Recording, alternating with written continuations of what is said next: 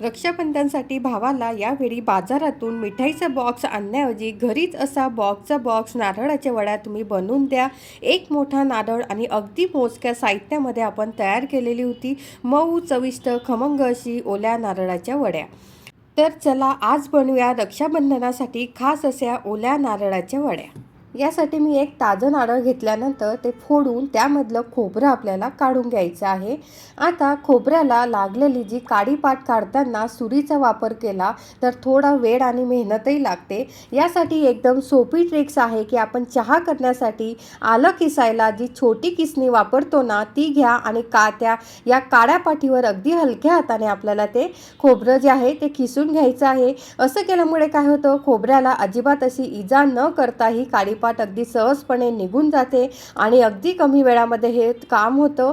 पाहता पाहता संपूर्ण खोबऱ्याची काडी पाट अशा प्रकारे मस्तपैकी अशी निघून जाते। आता खोबरं एकदम स्वच्छ आणि वापरण्यासाठी आपलं हे खोबरं तयार झालेलं आहे।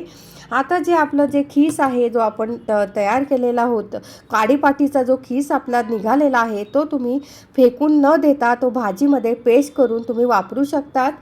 आता इथे आपण काय करायचं आहे की जी आपली खोबरं आहे त्याचे छोटे छोटे असे तुकडे आपल्याला करून घ्यायचे आहेत। असे सर्व खोबऱ्याचे आपण करून घेणार आहोत।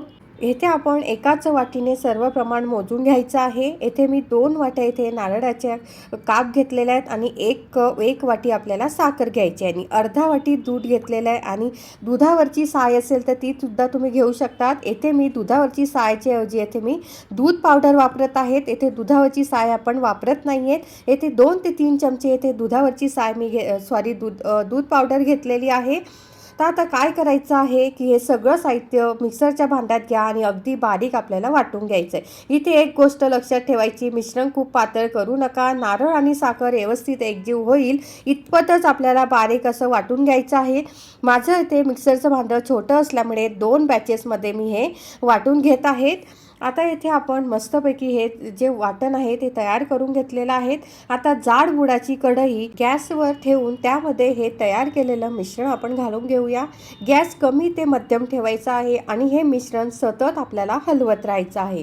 सुरुवातीला मिश्रण थोडंसं आपल्याला पातळ दिसेल, पण जसं जसं ते शिजत जाईल तसं तसं त्यातील ओलावा जो आहे तो कमी होऊन मिश्रण घट्ट होत जाईल।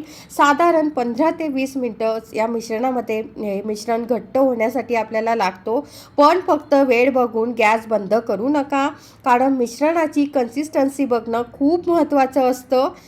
आता हे बघा मिश्रण कढई सोडायला लागलेलं आहे, हाताला फारसं चिटकत नाही आहे। थोडंसं मिश्रण घेऊन त्याचा छोटासा गोळा आपण बनवून बघायचा आहे। जर गोळा सहज बनत असेल तर समजा आपलं वडीचं मिश्रण अगदी परफेक्ट तयार झालेलं आहे। ही छोटीशी टेस्ट केली होती। आता वड्यांचा कच्चा आणि जास्त घट्ट होण्याची शक्यता कमी असते। यामध्ये दुसरी ट्रिक्स अशी करू शकतात की त्या मिश्रणामध्ये आपण पोहे खायचा चमचा असा उभा जर राहिला मध्यभागी तर समजायचं की आपलं हे मिश्रण तयार झालेलं आहे। आता यामध्ये सगळ्यात शेवटी मी घातलेली आहे वेलची पूड आणि त्यानंतर सर्व असं छान मिक्स करायचं आहे आणि गॅस बंद करायचा आहे। गॅस बंद केल्यानंतर आता एका ताटाला किंवा ट्रेला थोडंसं तूप किंवा तेल लावून घ्यायचं आहे आणि त्यावर हे गरम गरम मिश्रण आपल्याला छान मस्तपैकी हे ओतून घ्यायचं आहे।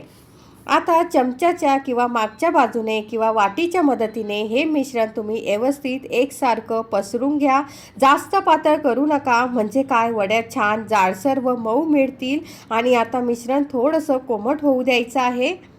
मिश्रण पूर्णपणे थंड होण्याआधीच त्यावर आपल्या आवडीच्या आकारात वड्यांच्या रेषा पाडून घ्या। पण एक महत्त्वाची गोष्ट, वड्या कापल्यानंतर लगेच मोकळ्या करू नका। आता यामध्ये मी दूध घेतलेलं आहे, थोडंसं पोहे खायचे 2-3 चमचे आणि त्यामध्ये केशरच्या काड्या घालून घेतलेल्या आहेत आणि त्यावरती जे आपण वड्या कापून घेतलेल्या आहेत त्यावरती हे केशरचं दूध मी घालून घेतलेलं आहे।